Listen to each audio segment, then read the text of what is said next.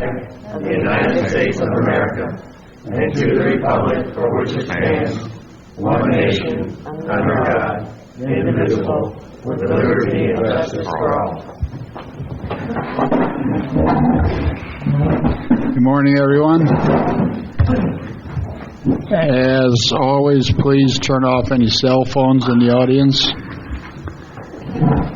We have one announcement. That's the next regular meeting will be October 24th, 9 p.m. Board meeting here at the Community Center. Okay, we'll move on to consent agenda. Do I have a motion to approve? Motion to approve. Second. Okay, any discussion? Any discussion from the public? Bring it back to the board. Supervisor Halbert? Yes. Supervisor McCullough? Yes. Supervisor White? Yes. President Miller? Yes. Okay, first item on the action agenda is Resolution 2014-10/10-30. And that is to the district to declare certain properties owned by the district as surplus and authorizing the sale and disposition by the district of such surplus property. Do I have a motion to approve? Motion to approve. Second that. Okay, any board comments? Only got a question is, when do you sell this stuff and where is it held? We take it to an auction house down on 66, and they sell it at auction, and we get the proceeds. We've done that for a number of years. And you know when it's coming up for auction? Do we know? No? No, but I can get you, they hold them monthly, I think. Okay, just curious. Does that include the old water meters? Yes. It does. People will buy those for scrap. Okay, any comments by the public? Any further comments by the board? Allison? Supervisor McCullough? Yes. Supervisor White? Yes. Supervisor Halbert? Yes. President Miller? Yes.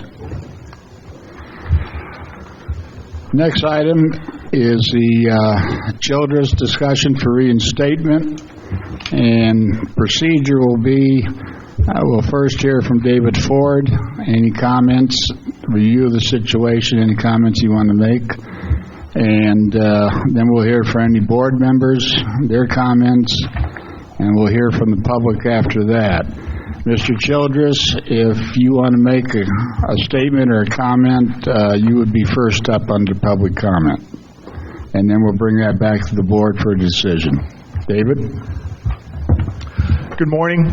David Ford, Sun and Lake Golf Club.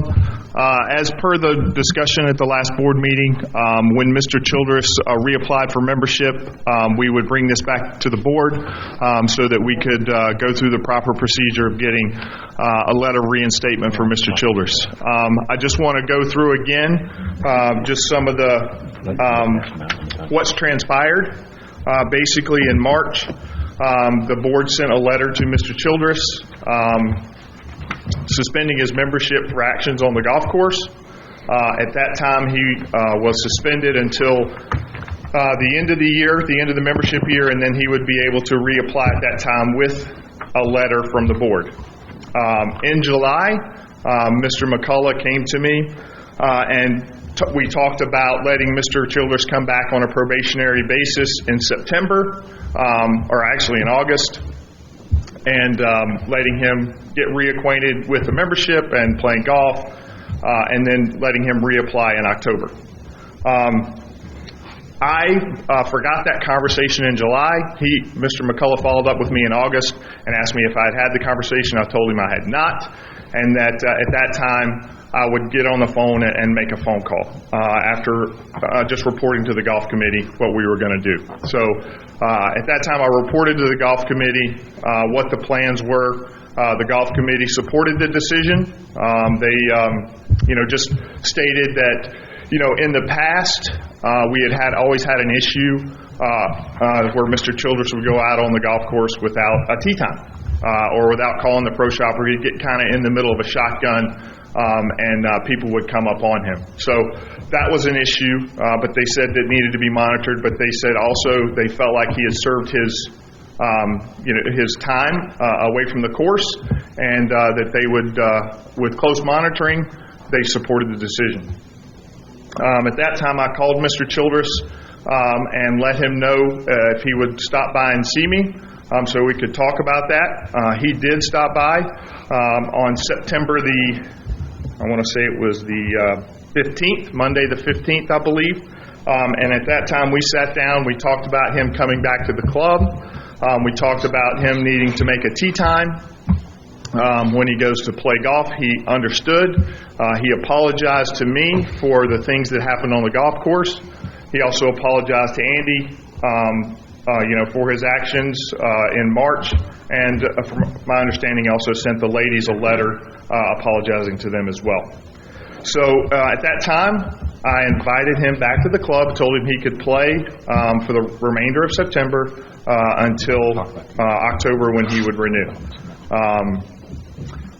The very next day, September 16th, he made a tee time, went out on the golf course to play golf.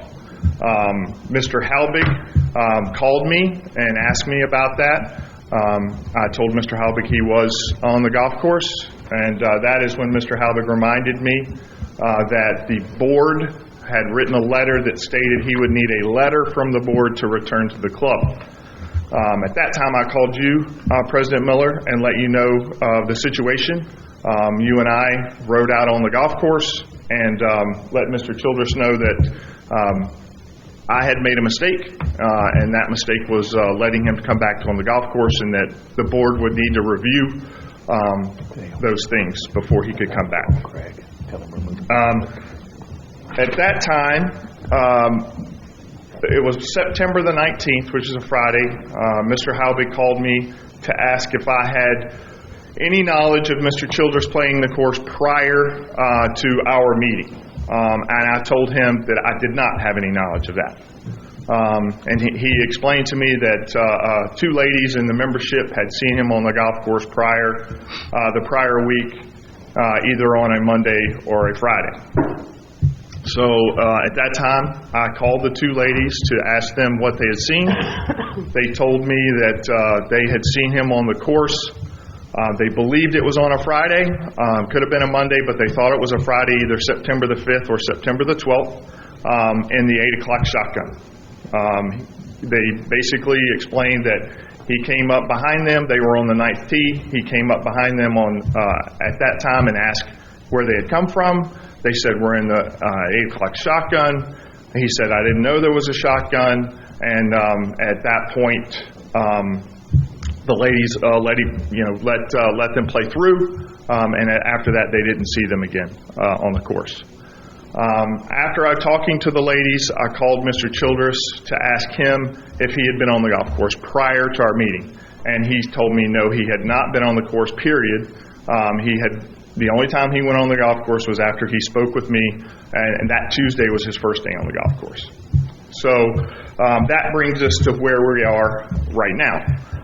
What I will say from my standpoint, I'm not here to debate the last part of that because that's the lady said they saw him on the 5th or the 12th. He says they're not on the course.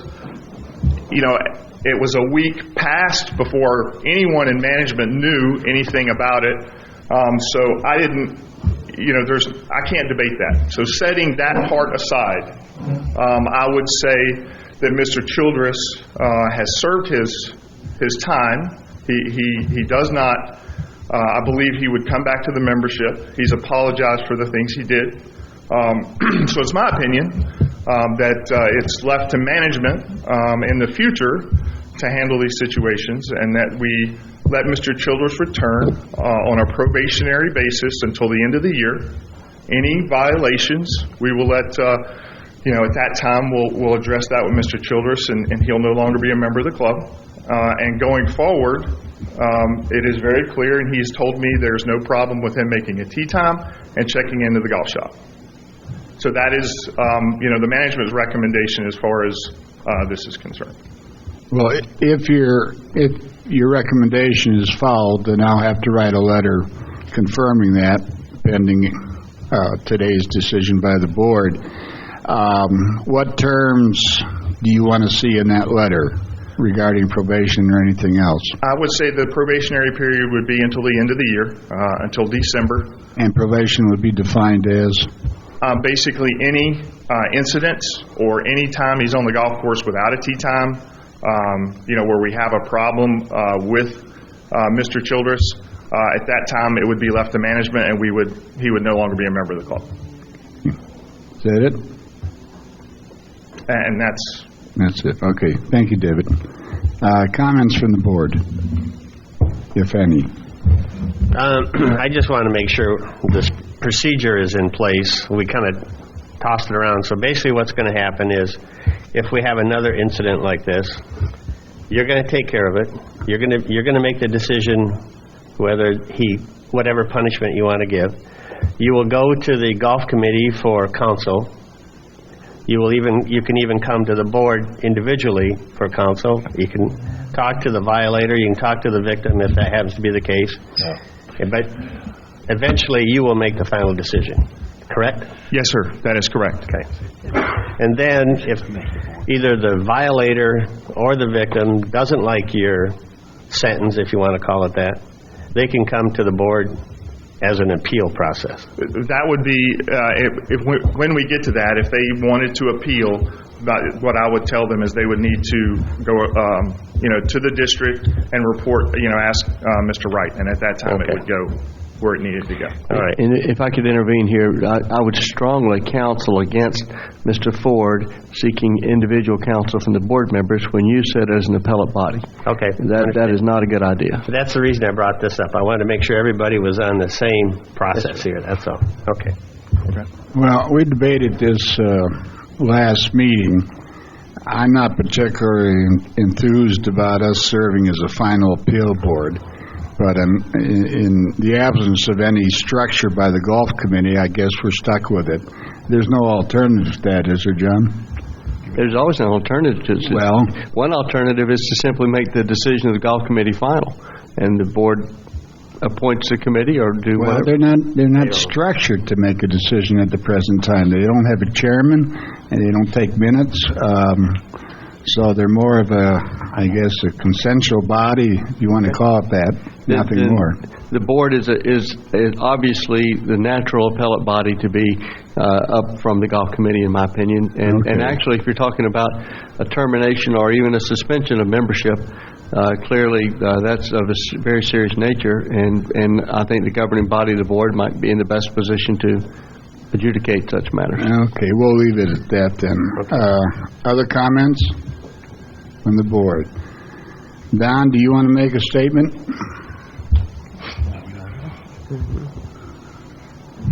Thank you. I apologize for this taking up so much of the board's time.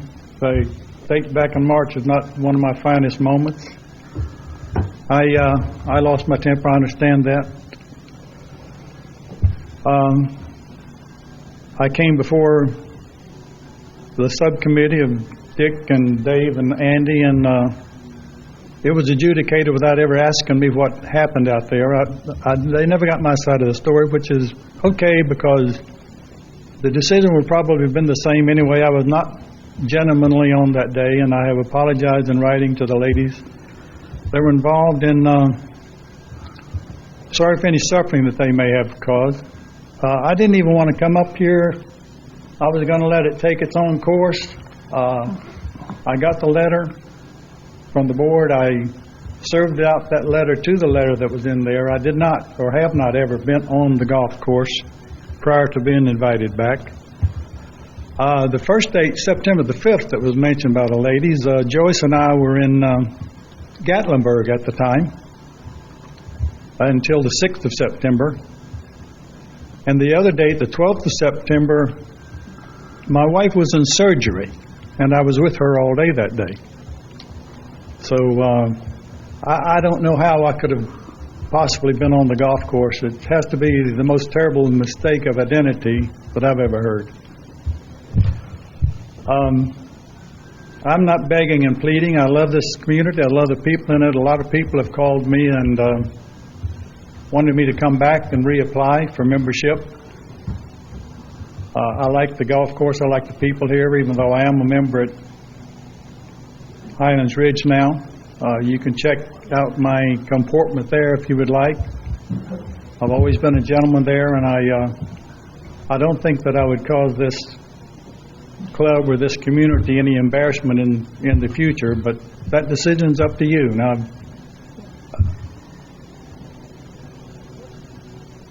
the issue of me being on the golf course is definitely wrong.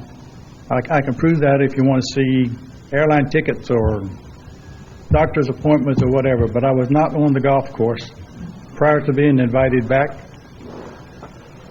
I accepted the decision of the board at that time. I didn't ask for my money back. I accepted that as part of the fine for my misconduct, which I'm still embarrassed over. It not only punished me for that, even though you didn't suspend Joyce, she can't play without me out there because she has a back problem, cannot tee the ball up by herself, so you ultimately suspended her at the same time, and she suffered through this whole thing through me, and she had nothing to do with it. So hope you take that into consideration. Thank you. Okay, thank you, Don. Any comments from the public? Any statements? Come up to the mic then, please, the podium.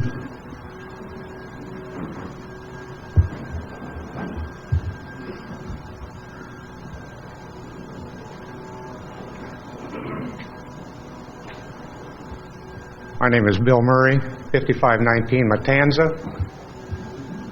Having been somewhat close to this situation, my wife at this time is not here, but will be soon, involved in the situation, talked it over, and we feel that Mr. Childress has served the penalty for the action, and hopefully nothing but the best can come from it. So, in our view, he has paid the penalty for the situation, and hopefully not again, but we recommend that he be reinstated.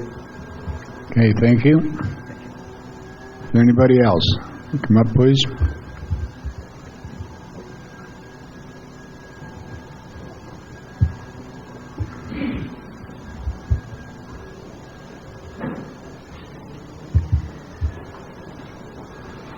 Hi, my name's Mike Gilpin, and I'm at 5515 Matanza.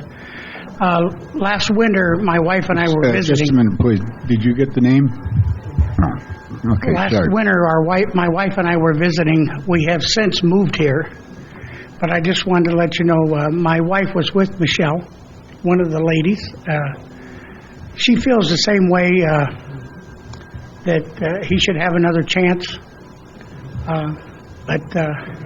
But in my knowledge, she's out of town right now. She won't be back, but I don't think she's ever received an apology. But that doesn't make any difference. She thinks that, we all get mad, but if he messes up again, she thinks that he probably should be gone. So thank you. Thank you.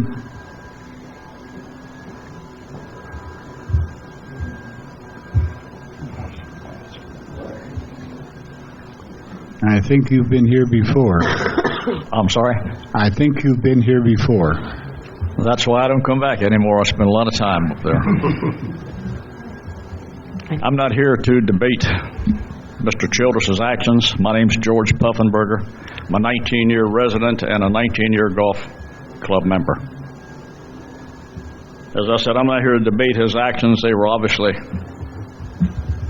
repulsive and disgusting. And I wouldn't be here today, but I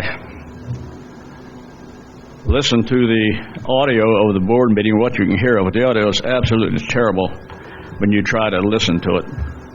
You get bits and pieces. But I did read the minutes of the last meeting, and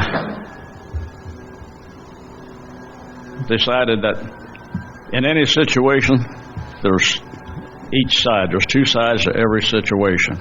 And the whole discussion in the last board meeting centered around one side.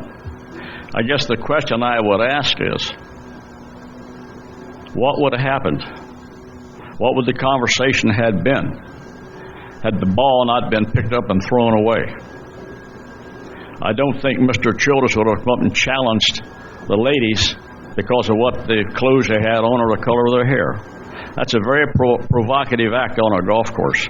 I've seen fist fights when guys hit balls, another guy's ball. I don't think that issue was ever fully considered. He has apologized for his very descriptive, profane language. Two of the ladies involved had said that's the issue's behind us. I know he's been active in the community. I know he's been active in serving or trying to solicit votes for some of the board members. I know he's on the homeowners Preserve Homeowners Association. Been on committees there. I don't know if they have any incidences with him. So I guess my overall question would be, what would have happened if the ball had not been thrown? I think the discussion would have been entirely different. I know of two past instances. One where a member was caught stealing balls out of other members' golf carts and bags. He was not disciplined. I know of an incident where we had another member had a bit too much to drink in the club, caused a scene, accused the club members of padding his bill, putting drinks that he didn't buy. There was no board action taken on that. I'm not trying to defend Mr. Childress. My point is, I think he should have a fair hearing, which he has had. I'm not going to speak to any issues subsequent to his being told he could not play golf, because I just found out yesterday who the two ladies were. And I don't plan to get involved in that discussion whatsoever, since I know both and I'm friends with both. However, I think there's a consideration here that one board member, his wife was one of the ladies. I don't know, that's not out of bias. He's got to do one of two things. Either ignore what his wife says, which I wouldn't do, or go home and face the music, whatever he does. So I'm not sure, and I'll let Attorney McClure speak to that. Oh, no. Anyway, I don't know. I had an incident with Mr. Childress. I'll relay that and I'm done. He was parked at the snack shack one day, and I pulled up beside of him in my golf cart, got a Coke, started to leave. I saw a little opening. I said, I can shoot right through there. He said, I'll move my golf cart. I said, don't worry, I can do it. And I shot through there and I hit his golf cart. And I looked at it, and there was a scratch and a dent. And I said, I'm sorry, I'll fix it. You have it painted and repaired. He said, you didn't do that. That dent's been on there since I had the golf cart. I didn't get cursed at, didn't get sworn at. He told the truth. I have one issue, though. As the procedure evolves, I think any decision like this from now on, I think, as you say you don't want to, I think you have to be the court of last resort, other than a lawsuit. And I guess I have problems with the golf committee making a decision. I didn't think the golf committee would be involved in personnel decisions, because there you certainly have biases also as friends, neighbors, which might cause disruption in the golf committee. I think they originally were formed to recommend to management, which is not Kitson. Casper. Huh? Casper. Thank you. As to the condition of the courses and the recommendations to help the playing conditions be better. I didn't realize they would be involved in personnel issues. I think the golf management committee management should be the final decision. It's their responsibility. That's what we have a contract with them for. Having said that, I know you give it due process. I'm not here to defend him. I'm here to state facts as I know them. Thank you. Thank you.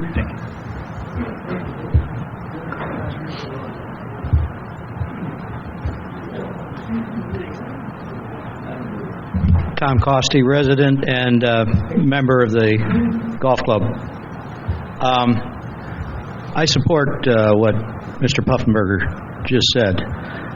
I've given quite a bit of thought to the fact, and when you consider that residents of this community including the members of the golf club, 25% or more of their annual assessment supports the golf operation. Goes directly from the general fund throughout the year to support golf.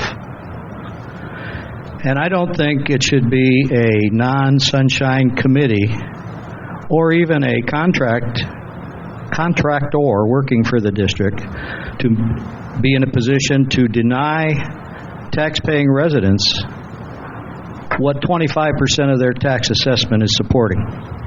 I think that's an issue for the board to decide. I think any time that there's district amenities going to be denied to a tax-paying resident for whatever reason, that decision should be made by the board. I don't think the public even knows who is on that golf committee or who the chairman is, and I wouldn't know where to go to find minutes of whatever decisions are made, if there are such things as minutes. I think the decision should be this board's when district amenities are being denied to a tax-paying resident. Thank you. Is there anybody else? Okay, we'll bring it back to the board for any further comments.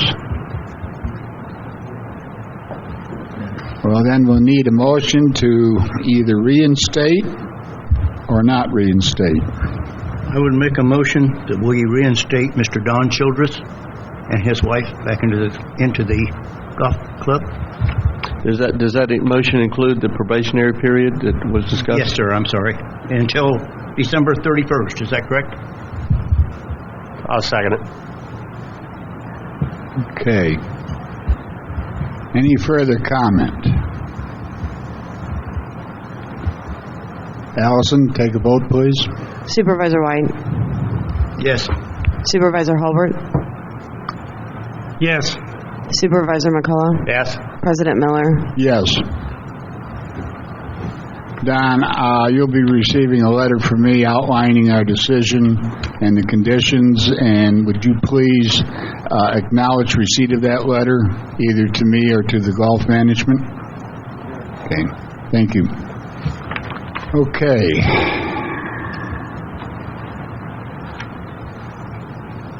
Do we have any add-on items? Any petitions or communications? Okay, we'll start with staff reports, and we'll start first with Public Works report. Greg, you're up. Just a minute here, so everybody can see it. Greg, you're going to have to put it.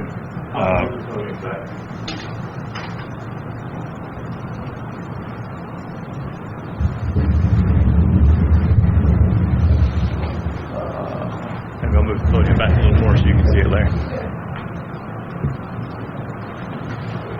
You guys sit around over here. Y'all sit around, okay?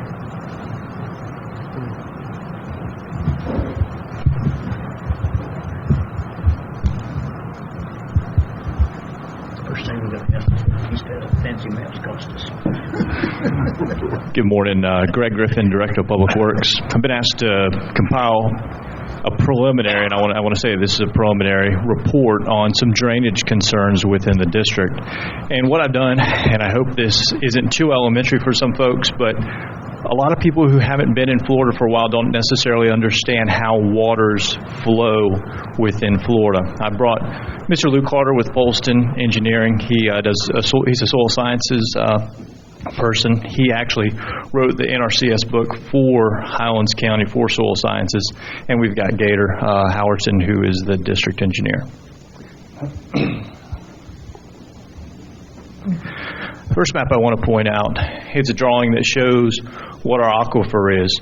Essentially 3 layers to the aquifer in Florida. You've got the superficial layer, which if you've been in Florida for a while, you hear someone digging maybe an irrigation well.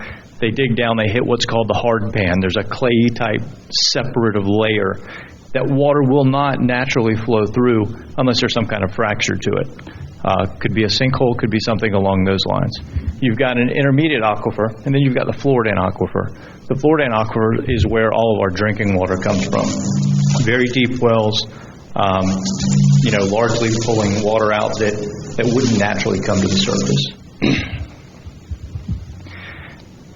What is concerning to us in terms of drainage is this top, really 2 to 3 feet of soils, and we have many, many, many different types of soils throughout the district. The predominant soil, and I'm going to ask Mr. Carter to discuss a little bit of it, is a Bassinger soil series. And one thing that everybody should know is with this Bassinger soil series, the water table depth on that is typically 0 to 18 inches. So I'm going to point you over to this map, which is very hard to see. It's the USDA NRCS soils map, and it's got little numbers on it that show every single soil type within the district. Tell them what the NRC is, or it's the Natural Resources Conservation Service. Sorry, they do soil mapping across the entire country. But what we're going to do is we're going to break it down into the drainage classes or hydrological classes of these particular soils. When we flip over to this map, it'll make a little more sense. So soil types, the dark green is well-drained. The lighter green is a well-green to moderate, which we don't even have any in the district. But the BD is moderate drained with a high water table. All this green, which is predominantly what we have, is what's driving a lot of our problems. As we get into the discussion about drainage concerns and the like, what's really driving it is discharge. And we talk about discharge, we look at soils from several different perspectives. We look at the cohesiveness of soil. In other words, clay. If you pick up clay and you put it in your hand and you squeeze it into a ball, it stays as a ball. It's a very cohesive soil. You pick up what people like to call sugar sand or acetula type sand, and you shake it, it just falls right apart. Water easily flows through some soils, does not flow as well through others. I'd like to invite Mr. Carter to come up and talk a little bit about the degree of which these soils, the permeability and the flow rates that these soils are showing. So will you give us a quick reference on this? Morning, gentlemen. My name is Lou Carter. I'm a soil scientist with Poston Engineering, and as Greg told you, I happen to have the privilege of being the party chief for the published soil survey that was done by the U.S. Department of Agriculture of Highlands County. We started that survey in 1981 and finished it late 80s. So there was a team of about 6 or 7 soil scientists that did the work. And getting back to the district situation, we have a dominance of poorly drained soils, particularly in one unit. It's made up basically of Bassinger fine sands. And this particular soil type has a water table, a seasonal high water table that operates between 0 and 18 inches to within the surface. We do have within the district a fairly good surface water control with structuring and that sort of thing, but you cannot overcome very easily during our wet period of time where that seasonal high water table is going to come to. So what often you'll see in ditches throughout the district in our system is you're actually seeing a reflection of groundwater being exposed because that seasonal high water table just starts getting closer and closer to the surface the further you go into the rainy season. This year in particular, we've had several events toward the tail end of the rainy season that really have added to that groundwater table elevations. We're seeing water in some places within the county that we haven't seen exposed in quite some time, and the district is no exception to that. But with the Bassinger sands that we have here, that's a situation that we have to recognize, deal with some, and because of the permeability rates of these soils and the seasonal high water table in the large portion, the lime green that you're seeing here, it's a situation where we have to recognize that and understand that during those peak periods of time during our rainy season, which essentially runs from the first part of June to this time of the year, you're going to have exposure of groundwater in various places in the lower spots within the district. And how we deal with those, I think Greg is going to go on and explain a little bit about how that works. Let's talk about drainage. I think a lot of people have the supposition that drainage is initially a vertical action. Drainage by nature is not. Drainage is the discharge of water laterally. What happens is, because we are on a relatively sandy soil, when the rainy season starts, the water disappears. It's seeping down. Well, 3 feet under our feet where we sit today, you dig down, you're going to hit water. Well, as that rainy season continues to contribute to the water level, that level rises. What people don't realize is that water has to discharge laterally. Where we're standing, the water here is going to discharge to the west. It's going to discharge into the Peace River Basin and ultimately in the Gulf of Mexico. You go to the other side of the driving range on Columbus, that water is going to discharge to the east, out to Arbuckle Creek and Kissimmee River, and out into Lake Okeechobee, where it's split through the Everglades and whatnot. One thing that we deal with is we are up on a plateau. One map that we use as a reference is a historical map. This is 1970, before the district was built, and we look at some of our trouble areas. One of the areas that we've had a lot of conversations is right here in Manor Hill. If you can see, there's a little Great Depression there. Well, that was what we call a flatwoods pond. And what we mean by flatwoods, you've got basically a plateau situation. It doesn't have any gradient one way or the other. There's no natural discharge for this water.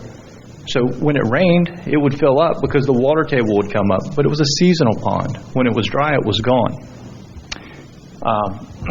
Mr. White and I had a trip to visit a gentleman up on Columbus, basically up in this general area.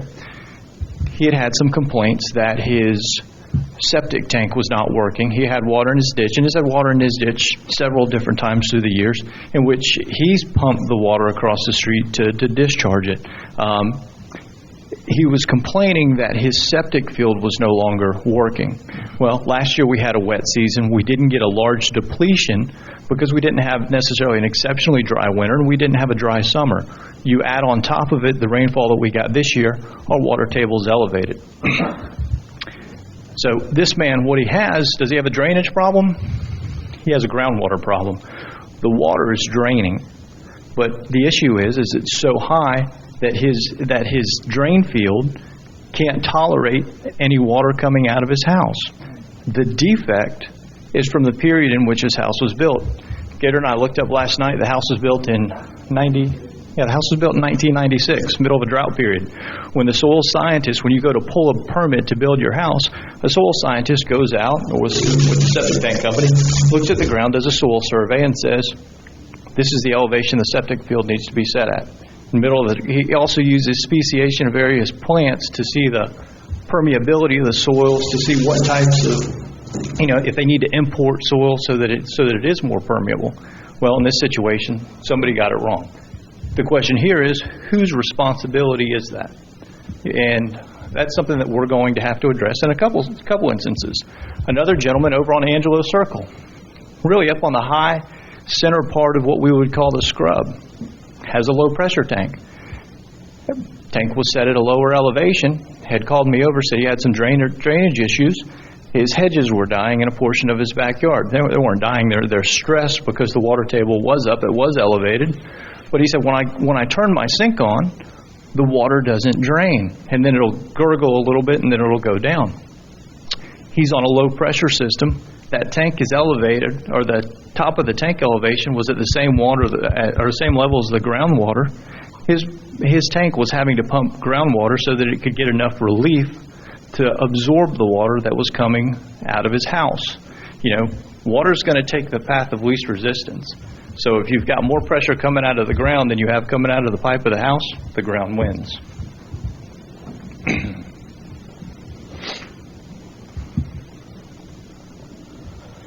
So when we talk about surface water and flooding, what is flooding? And flooding is when the lateral discharge is no longer possible due to head pressure resisting the discharge being greater than the pressure of the accumulated water. Well, what does that mean in simple terms? If you're trying to drain water downhill and the water downhill is this high and your water is this high, it's actually going to come back to you. Water's going to seek its equal. It's going to want to be level. In Florida, again, with the cohesive soils, the majority of the drainage that we see occurs underground, out of sight, out of mind. It travels through the soils.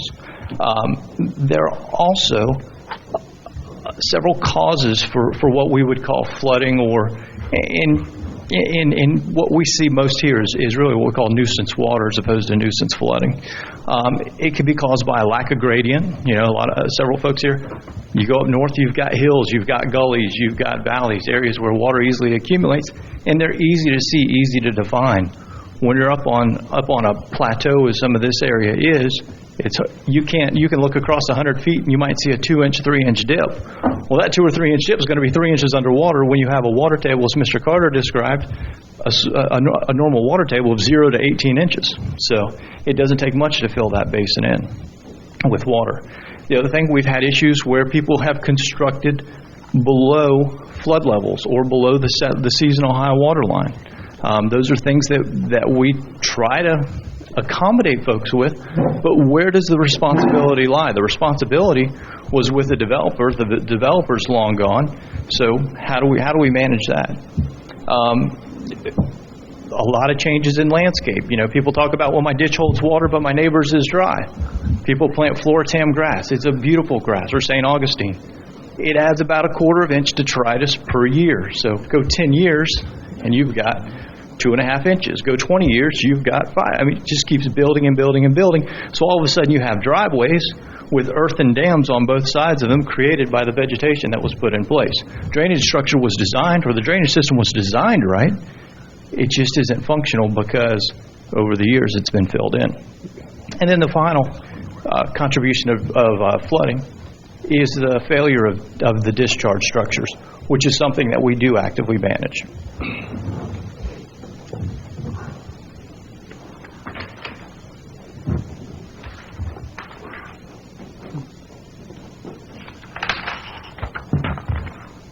Sorry, looking for one more map.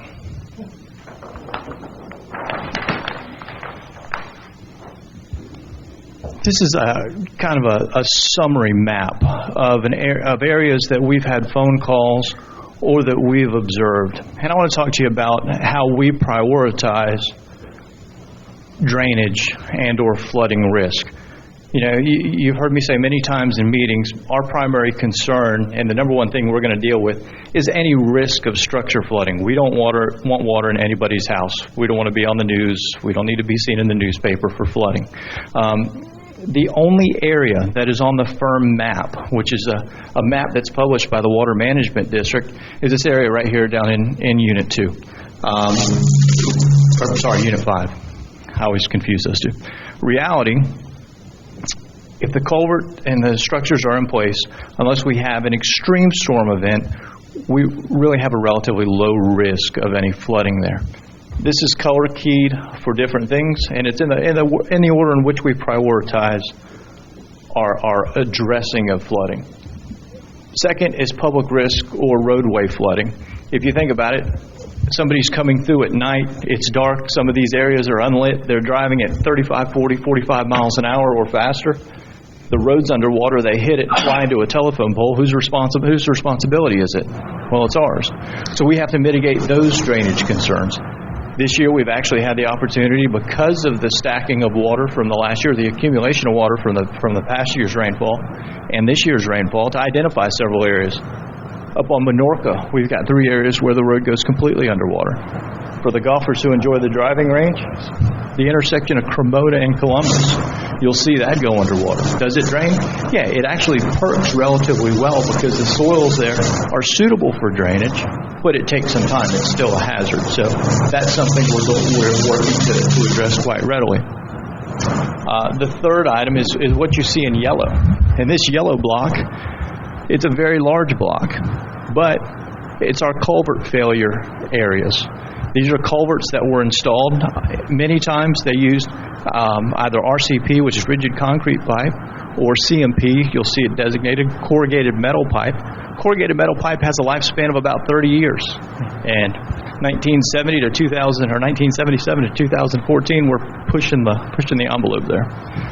So those are several areas that we're going to need to address replacing these roads. Gator and I were out back as we were preparing for this presentation, and we were driving through looking at some of our regulatory structures at our ponds, and we're going down one road, and it's like a circus ride. It dips every 100, 200 feet because the culverts are just shot. How many of these culverts are we going to replace? Or if the properties on both sides of the road are owned by the state, will we abandon and vacate the road? Decisions that we need to look at and make. Next color, the green, talks about regulatory compliance. Believe it or not, we have a great deal of responsibility in reporting and maintaining and managing our structures from a regulatory perspective. We have ponds. Most people never even see these ponds. You'll see some of them on the golf course. You'll see, some of them up towards the front of the development. But the vast majority, they're out of sight, out of mind. They have huge drainage structures associated with them, 50, 60-foot long chunks of concrete that are sloped, that were built in the 70s. Water's washed around them. They failed. They've collapsed. The concrete's broken. We have to make repairs to those, and we are legally obligated to maintain those systems. I'm going to let Gator come up so I can take a breath and talk a little bit about some of our regulatory issues and what we can do, because you have to understand we are limited in the amount of water that we can discharge legally. So we have to, by law, hold back a certain amount of water. Gator Howerton, Polson Engineering. Basically, as Greg's been kind of telling you, we are regulated by several districts. It goes even up to the federal levels and whatnot. There are several things we have to worry about and taking into effect that comes into my job then, which is designing the treatment and the water quality and water quantity. Both of those similar words, but they mean totally different things, but they're very important on some of this stuff.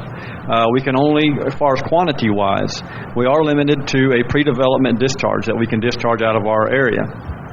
In order to identify that, and there has been a lot of work over 30, 40 years working on this, but we have to go through there and identify the amount of runoff that initially would have come off of this property before any development was done. So what was the pre-development, the natural runoff coming off the property? Well, before there was any work done, it was mostly all vegetation, sandy soils. There was no pipes, ditches, anything like that to convey it. You don't have a whole lot of runoff comes off of something that's as flat as, for the most part, our district is, over 7,000 acres. The numbers do get quite large when you're talking about 7,000 acres, and so that's where some of these discharge structures start getting pretty large, get pretty big. But for the most part, we are confined by that quantity. We can't let everything go. So whenever it rains and we get a hard rain, we get 4 inches of rain, we're not able to just let everything steamroll downhill. We have to stop it at some point and slow it down, because at the end, which is 27 on the east side, and then going to the west, we have Hardee County back there. We have some large ponds back there.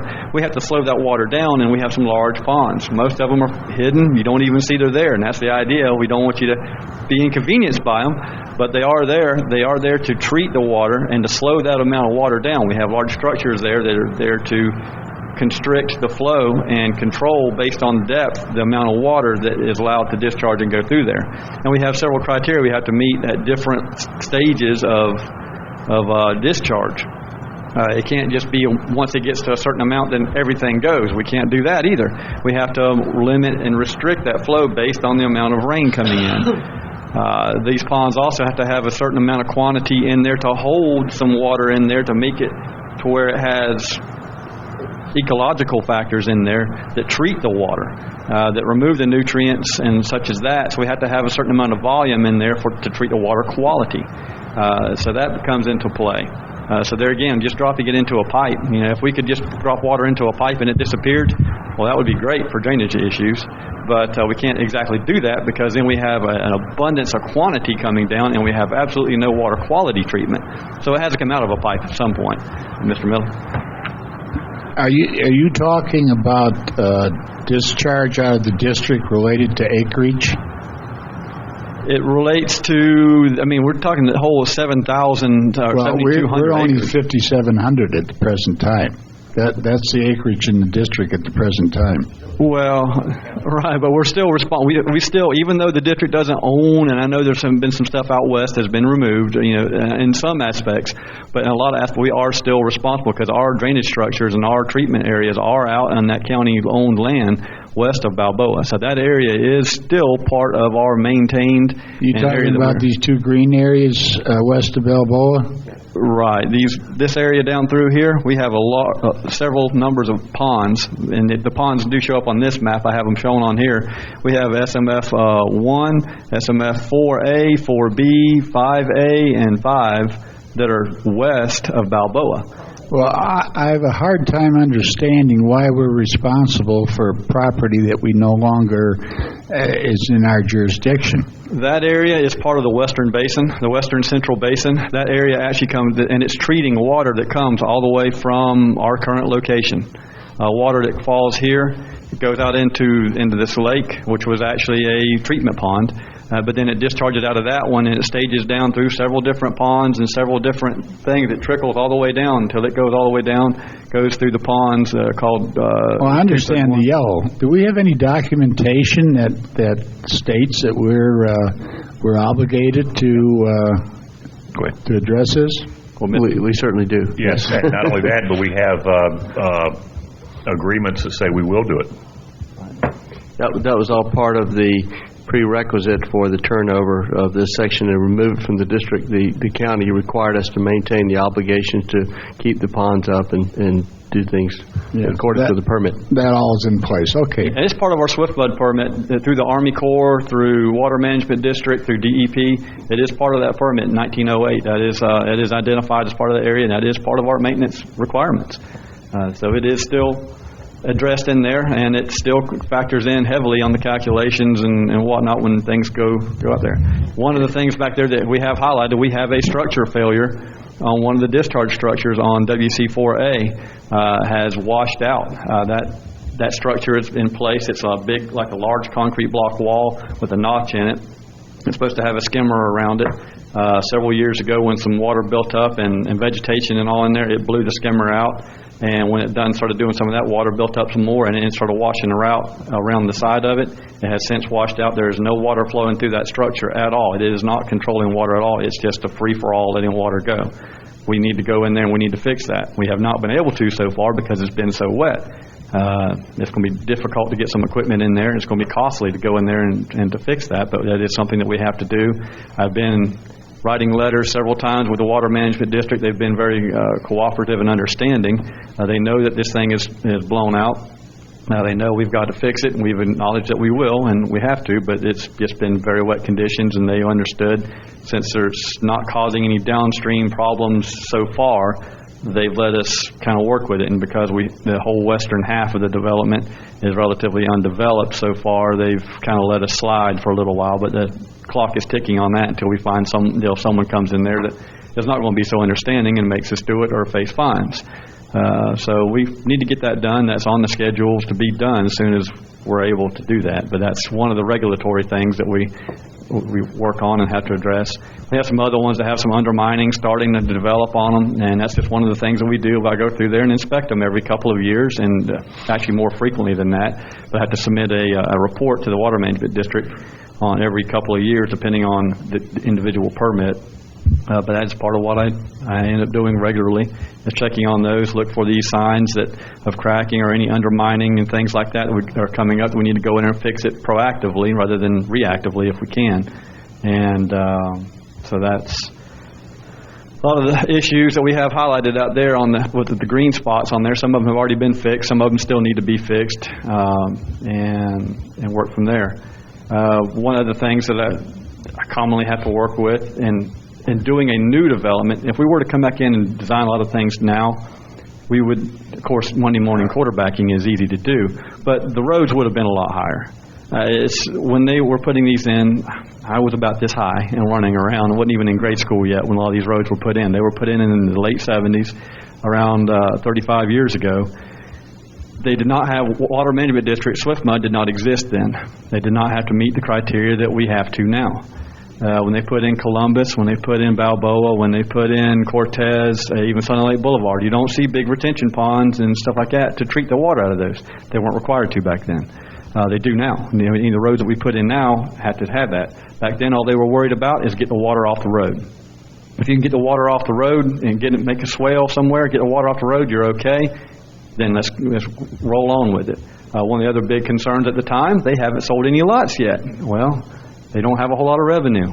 The money, I know, I'm sure. I've dealt with it many times in the last 20 years. I know it was that way back then too. There's not a whole lot of money to work with. So when it comes down to building roads, it costs money to truck in fill. You have to dig a hole from somewhere. You have to bring it in, haul it in. That costs a significant amount of money. So what do? You go up into high areas.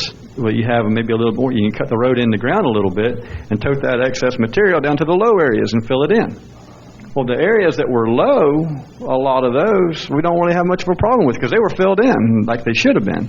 But the problem is they come up in the high areas, and even though it looks sandy, dry and sandy, the problem is these sandy soils, even though they're a BD classification, like on this map, B means it has a sandy soil, but the D part comes in because of high water table. And they may not have realized that, and I know they didn't realize that. I've seen the calculation. I've seen the mistakes that they have made, and they didn't understand that water table was going to come up as high as it did.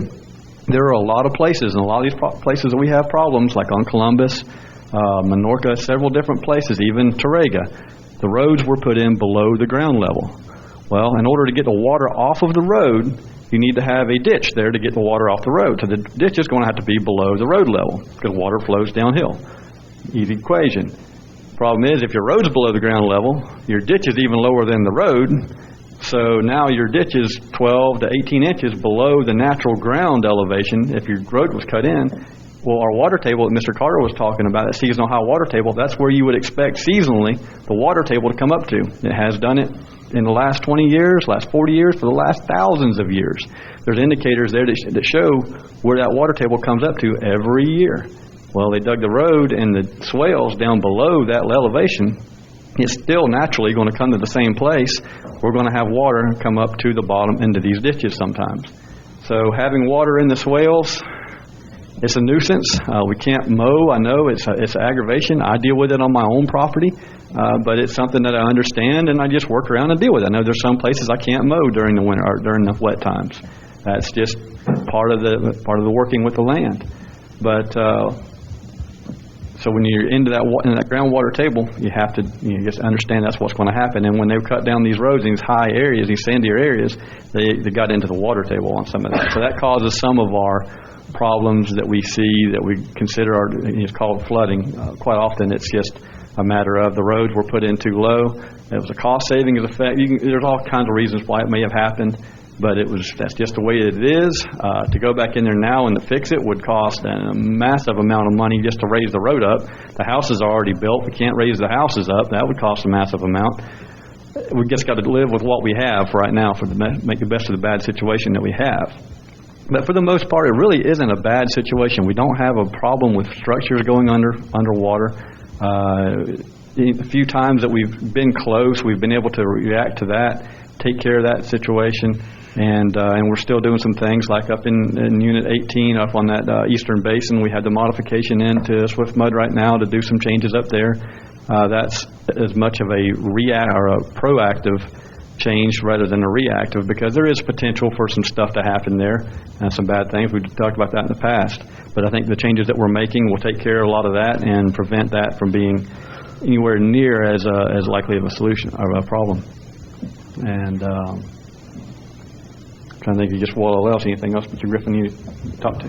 We'll move on. I want to touch base. Gator just touched a little bit on the ecological impacts. When we look at drainage, we have to look at it globally. It's not just water and how we get rid of it. How does water impact our lakes, our ponds? And one thing that he did describe is nutrient discharge. One place you've seen it, and Mr. Bell can attest to it, and anyone who plays golf has seen this.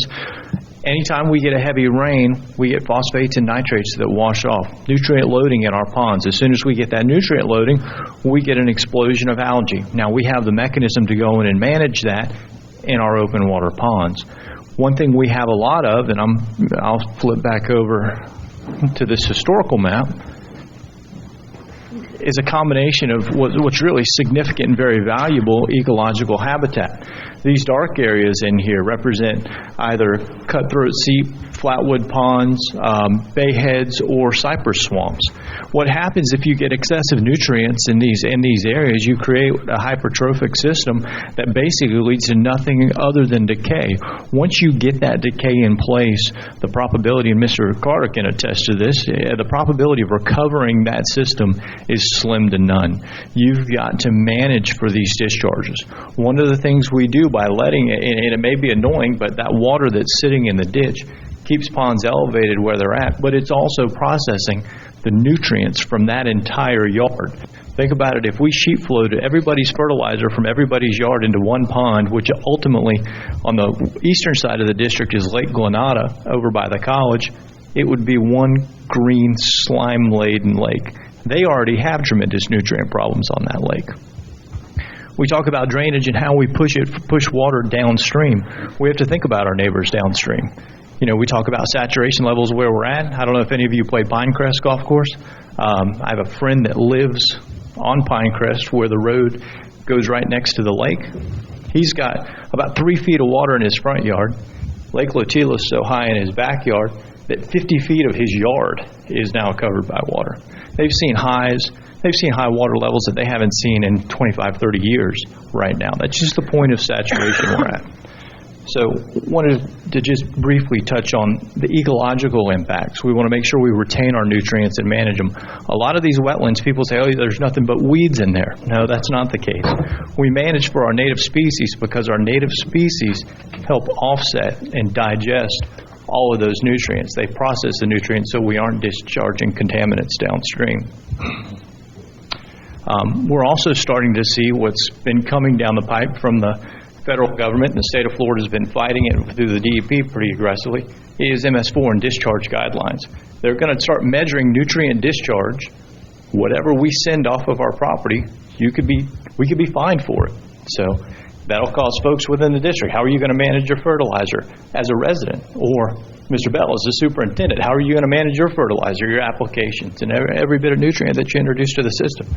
So it's a global problem. And then I suppose that's about all I've got with regards to the global scope of things. One thing I do want to point on, and this is the conversation, and Mr. White heard it when we met with a gentleman up on Columbus. When we were out standing next to his ditch, we're standing up on the corner of Columbus, or on the edge of Columbus. He's got about, probably 12, 16, 18 inches of water in his ditch. His drain field is 150 yards, or 150 feet in his backyard. He's like, well, can't you put a pump in my yard? I said, sir, it's really not going to do anything, because in order for me to pump, if you're 150 feet back, we're going to pump this hole dry, and the surrounding land is going to fill it back up. In order for me to have an impact, it's not just a straight line to that 150 feet. It's a 150-foot radius all the way around. We start talking in acre inches and acre feet of water when we start talking about how much water we have to move. The pumps we have will pump that hole dry in an hour, a couple hours, 3 hours. You turn the pump off and all the water flows right back in because of the soils. The comment that's stuck in my mind that he made is, you fix Terrega, the Miranda Homes area, what are you going to do for me? And Larry's laughing. Did that stick out in your mind? Yes. What I don't want to get into is a situation where we're chasing water in people's ditches as a matter of convenience. It's not that we're lazy. It's not that we don't want to do the work. but we understand the science behind it and how we have to manage those situations. What was done in Miranda Homes did not solve and will not alleviate the problem of water standing in people's driveways, mainly because of the floor tam sod that was planted and the design elevations of that area. It will alleviate any structure flooding, which is something that we think the solution that we've come up with will adequately manage. But there's still going to be water standing in their ditches. The only solution to get water out of their ditches would be to do what they've done right in front of these condos right here on Edgewater, is create a concrete ditch that runs all the way down the road. And we can spend tens of millions of dollars getting water out of people's ditches. As soon as we put the concrete in, then we're going to spend tens of millions of more dollars dealing with the nutrients because they aren't getting processed through being filtered by the soils in the ground are filtered by wetlands. So, any questions? Yeah, let's go back to the red area, Unit 5. Sure. Exactly where is that? What streets are that? This is the ABC? Yeah, the ABC streets right here. Yeah, I know, but which ABC streets? It's the Almeria, Barbarossa, Cantoria, and Durango. Primary Is ABC. that the area where this lady was in the other meeting? That is the area. We do know that we have some culvert issues there, and that's a conversation that the board's going to have in the future. How are we going to address those? Is the district going to absorb the cost of removing those culverts, replacing them, and subsequently replacing the driveways, or consequently replacing the driveways for each of those units, or do we assess the individual landowners? I mean, that is a problem that's going to need to be addressed in the coming years. You know, if we have another wet season, if we had a slow moving, heavy torrential tropical storm or hurricane at this point, you do have a potential for flooding, structure flooding. Do you classify the situation on Columbus as nuisance flooding or what? Largely. And the reason I say Minorca, we look at, I would categorize it the same as Balboa. The folks that are traveling that portion of road and this portion of road, I don't think of those as a main thoroughfare. Where people use Minorca as a thoroughfare to get to Columbus, and I'm talking just traffic volumes. People come across this area, Cremona, frequently. We can address this. We talked about solutions when we were out there in the gentleman's yard with Mr. White. We can cut a ditch in. The issue is that ditch, people aren't going to have an 18-inch swale. They're going to have an 18-inch swale at the top of the hill, and they're going to have a 6-foot deep ditch at the intersection of Caballero, because that's to maintain the gradient required. That's the elevation that you're going to have to maintain. I guess my main concern is, how does all this translate into specific remedial action on the part of the district? And where should we go, and how should we do it, and what the cost might be? Again, Our approach, and I don't want to seem insensitive or again come across as we're not willing to do anything, because we're certainly willing to help any way we can. But these are the ways that I prioritize it. The folks over on Sunrise that have water that stands in their ditch for 30, 60 days. It's not, and by our definition and based on what we see at the district, shouldn't be at the top of our list. And it's unfortunate that they have water standing in their ditch, but it's, you turn back to the map or the map that shows the historical drainage areas. I can talk to you all day about the causation. They built in the bottom of a flatwoods pond. They didn't know it when they bought it. Greg, I think what he's asking is, what do we need to fix first? I think the first thing I would address would be this area in Unit 5, where the culverts are failing, and we do have the potential for some drainage issues. Well, we have a specific ongoing project right now in this area in the community center. Correct. And we have what I hope will be soon an ongoing project in North End, right? That project, and I can bring Gator up to comment on that.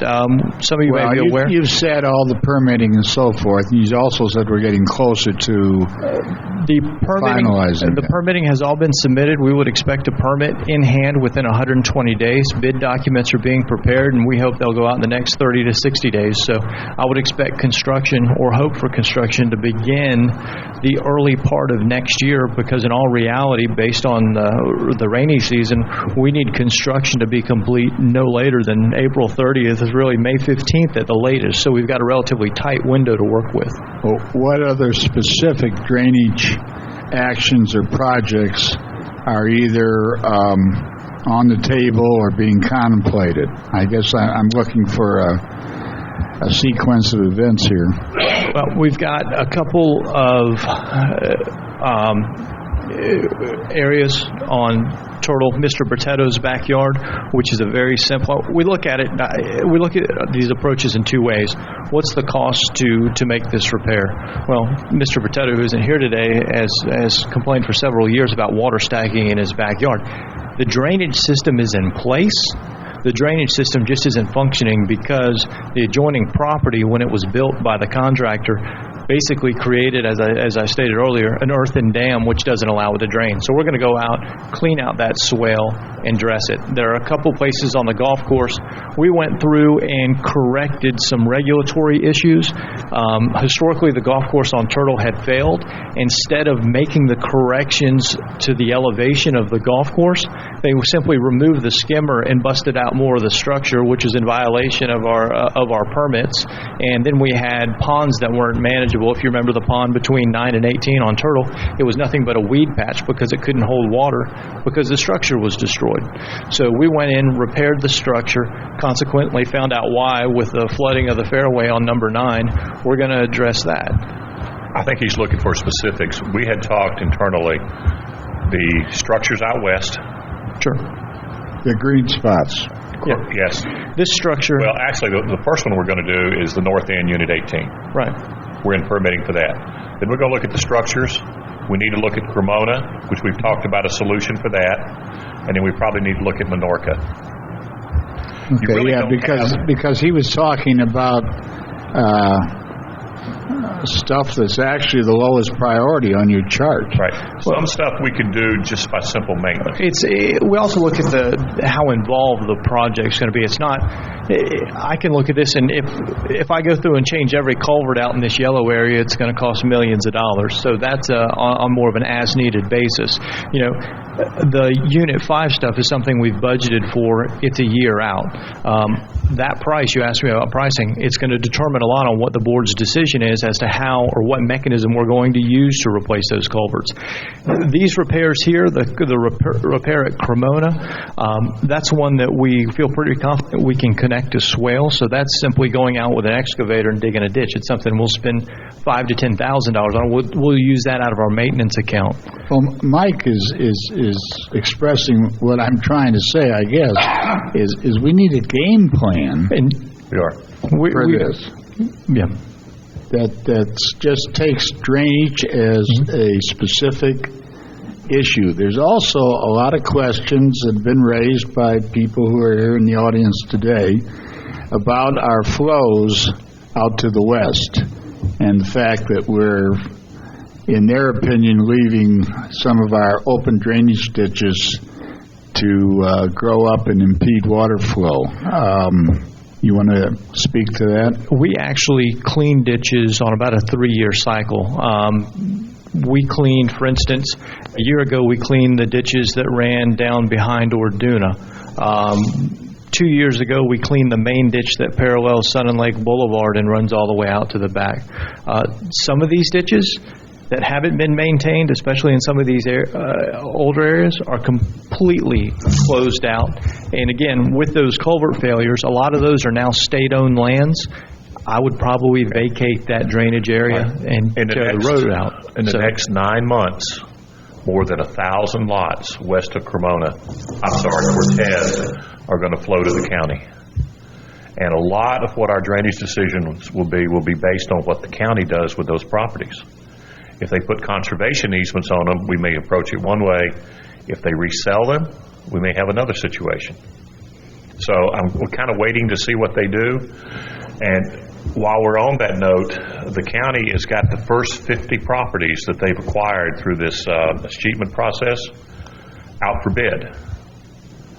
They opened bids on the first 50 a couple of weeks ago, and they got 3 responses, I understand it. So they changed their requirements, and they're going to see what they get in a couple of weeks. When do the properties east of Cortez come on the market? I'd have to get you an exact date, but I will tell you the first Unit 2 properties come up in November next month. And they went systematically 2, 4, 5, 6. When do we get the Unit 16? Next fall. It took almost a year to go through, and there's over 1,000 lots west of Cortez. And the county truly does not know what they're going to do with them. And again, why would you repair? Not to sound cruel, but you may want to go in there. You may be closing roads as opposed to repairing culverts. So we'll repair the ones that fail, but we want to take a wait and see attitude to see what happens to that property before we spend a ton of money.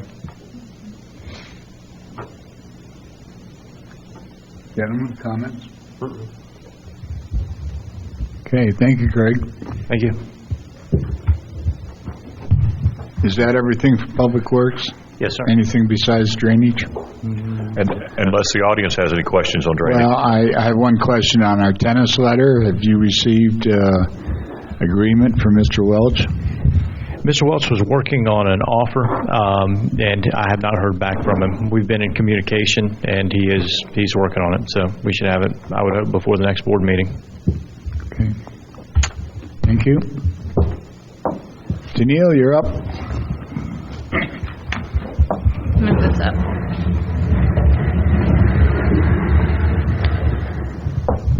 Tennille Drury Smith, Community Services Director. I brought Megan with me today because several events that are occurring between now and the end of the year we're working together on, primarily the ones over at the Island View.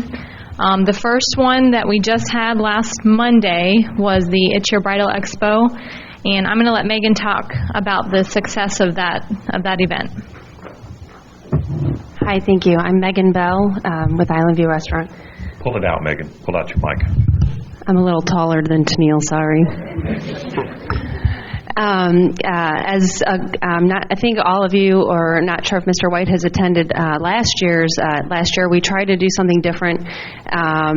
We did It's Your Party Expo. We had a great attendance. A lot of people generally came out. That our main concern was getting people to the restaurant that have not eaten there, did not know we existed, were open to the public.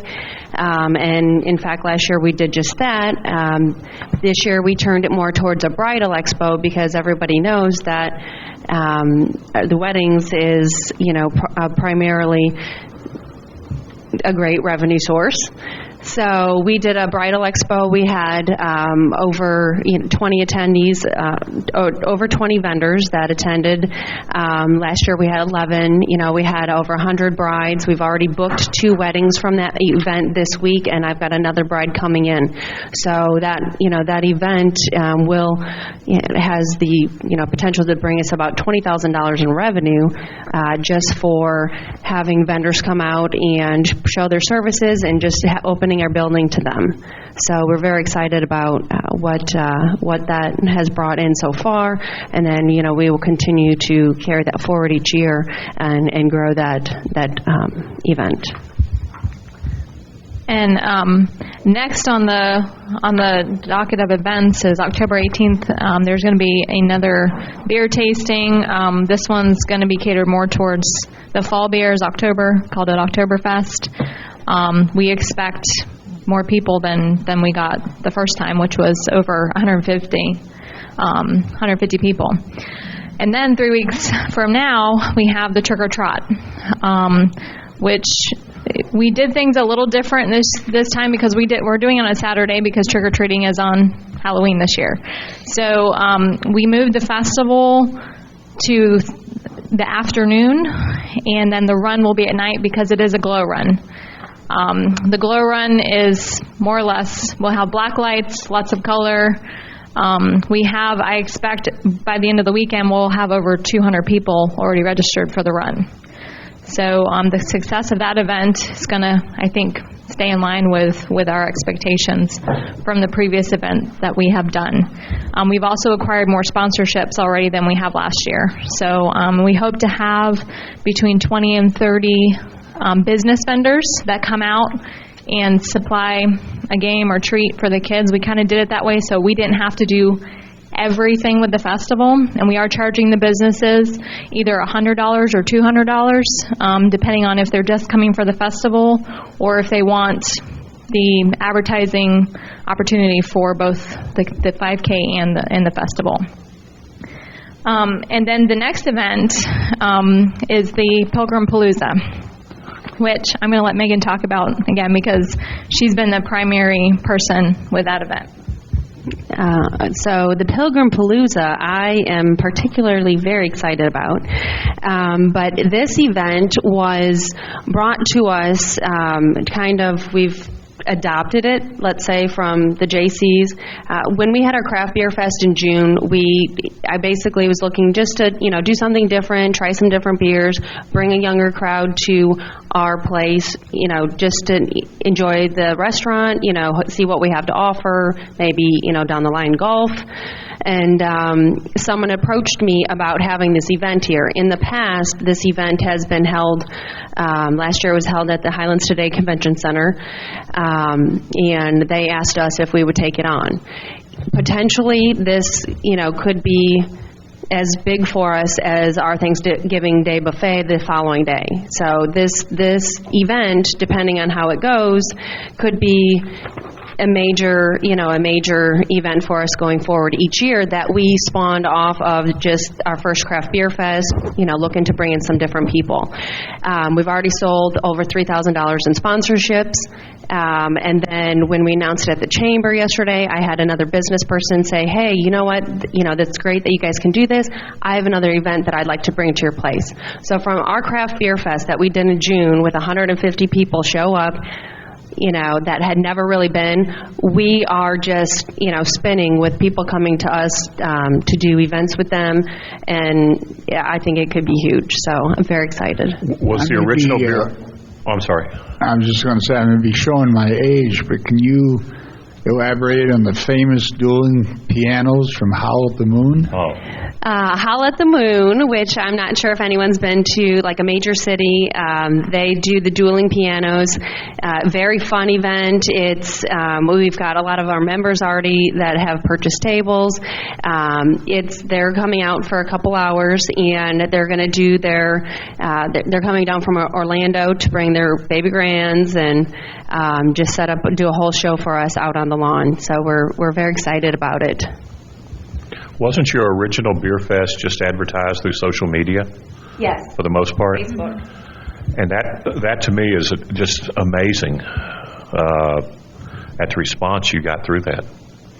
Very good. Yeah, and quite honestly, the Trigger Trot to date, we haven't, that's the only way we've advertised as well.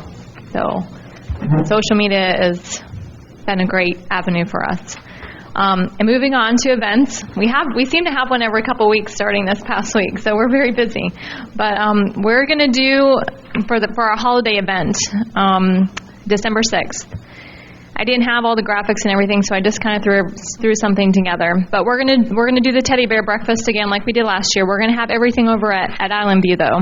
We think too, with the success of the Frozen event that we had in July, that's going to bring additional families out. We know there were a lot of people that got turned away, so I think this is going to be one of those situations where we could oversell again. And then instead of doing the community-wide decorating contest, the 2 years that I have participated in that or ran it, I've noticed that it's the same houses every single year, and it's not a whole lot. So we're going to do a golf cart parade. And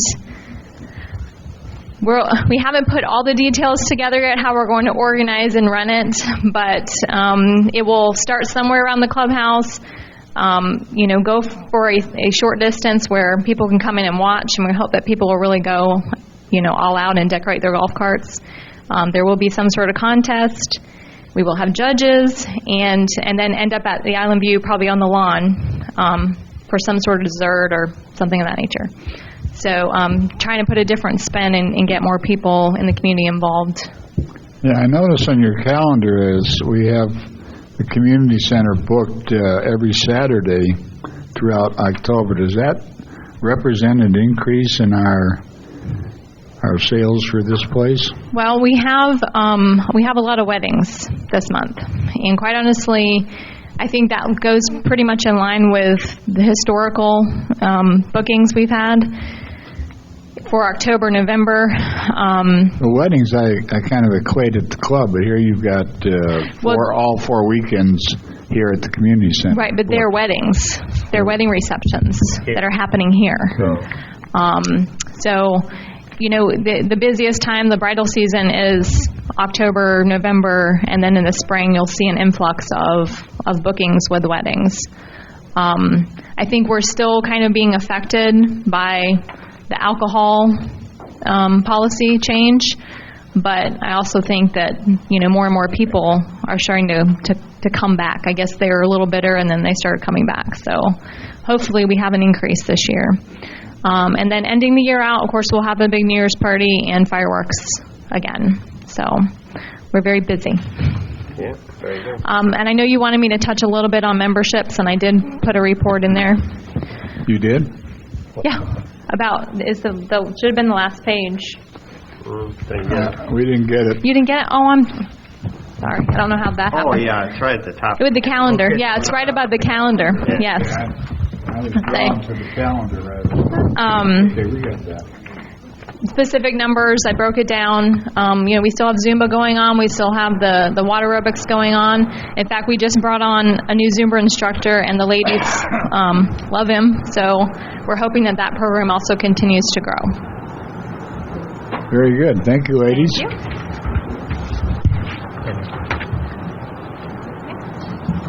We have the finance report. Tanya?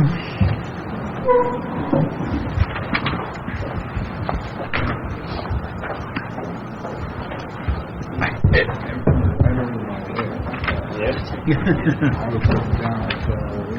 never saw it. I read it once, but I forgot it again.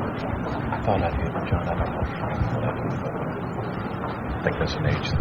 Tanya Kennedy, Finance Director. I've provided the board a list of our capital purchases and project status. And this report is designed to give the board just a summary idea of where we stand on the different purchases and projects that we have budgeted for the fiscal year ending September 30th, 2014.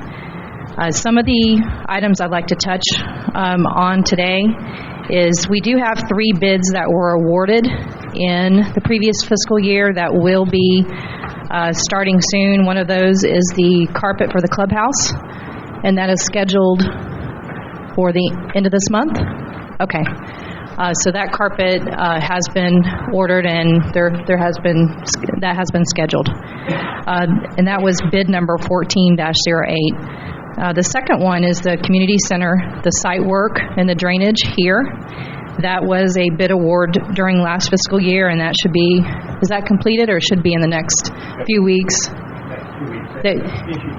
Yeah, it's very wet, so they've had some delays. And the third item is our paving, and that's on the roads of Minorca and Unit 25. Unit 25. As the ones you've already approved. And they will be starting that at the end of this month. Does the board have any questions regarding? Well, I'd simply point out that you've identified 3 that are close. We have another 10 carryovers, so I want to again emphasize concern that we get this really moving this budget year in terms of our projects. Well, let's talk about those for a second, because I think that's important.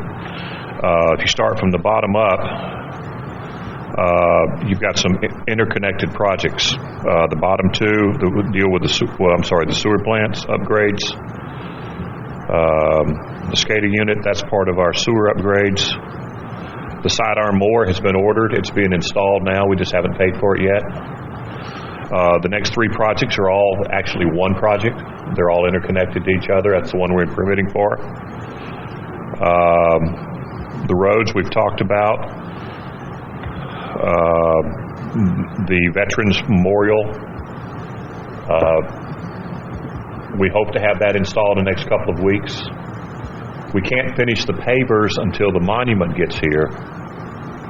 So where does that stand, Greg? That's important to some of the members. I talked to Howard, my brain is...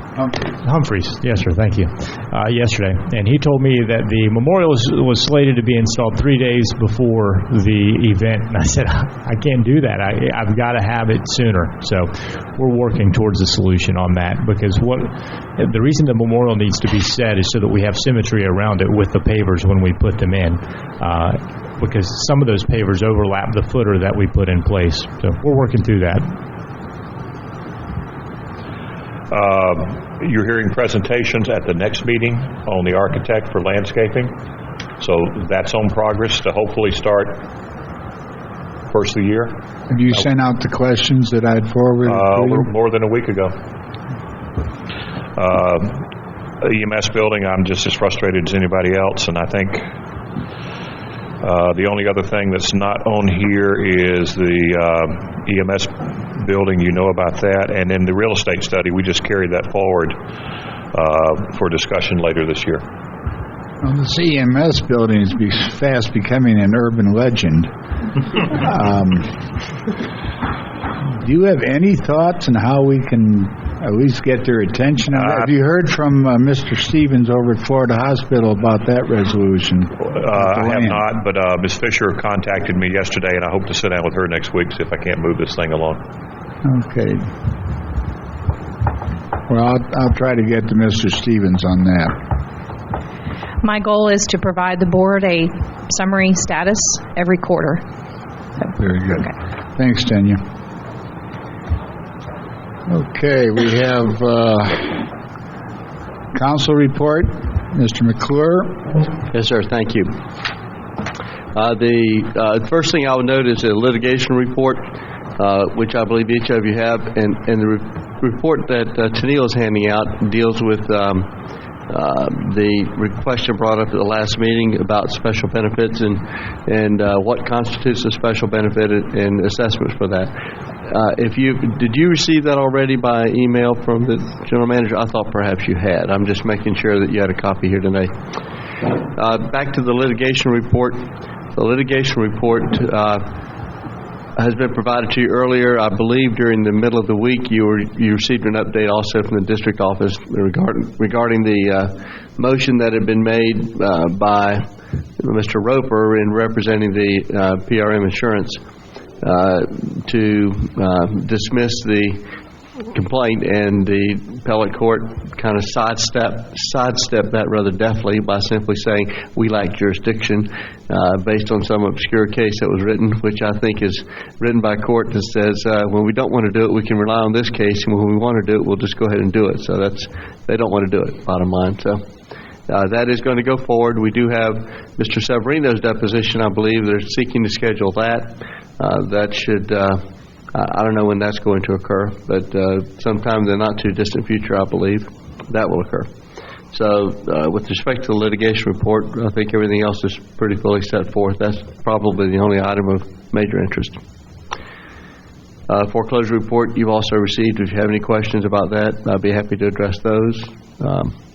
The other thing I would point out is I wasn't present for this portion of the presentation at the last board meeting, but I understand there was a request for an opinion letter from the Attorney General opinion letter regarding the Tanglewood issue. The issue being whether or not the prior contract entered into prior to the change in the law is a continuing contract and would supersede the subsequent law change that says that the manufactured housing community would be assessed on a per unit basis the same as a hotel, or whether the contract itself would be honored as unapproved acreage. So that's the issue. We'll bring that back to the board meeting when Supervisor Halbig is here. I think he was sponsoring that. He kind of asked that we defer that. So let's talk about the complexity of an AGO. Very briefly, I've been requested to address the complexity of receiving an AGO opinion. It's intentionally difficult to receive one because of the, first of all, the statewide nature of any opinion rendered by the AGO. They want to make sure that it's not just some unique little thing you want to have addressed, but it would address the entire state.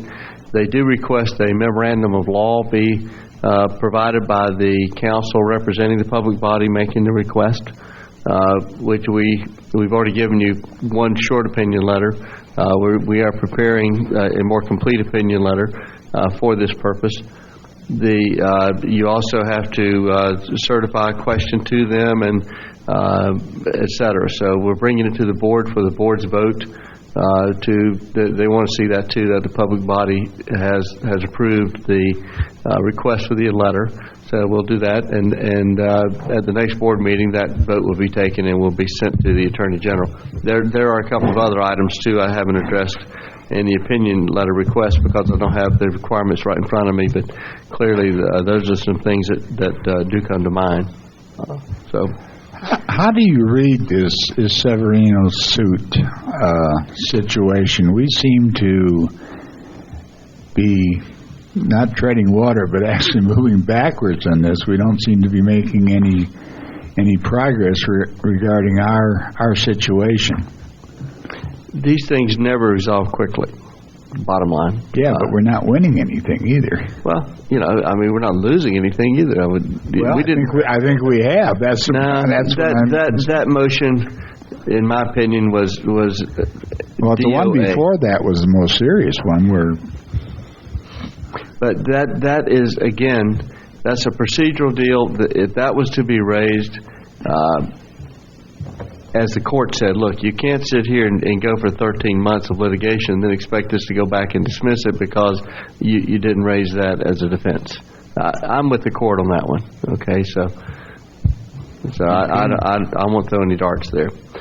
And the rest of it, ultimately it's going to have to go to the merits. I think the general counsel or the Miami attorney representing the folks who brought the case in the first place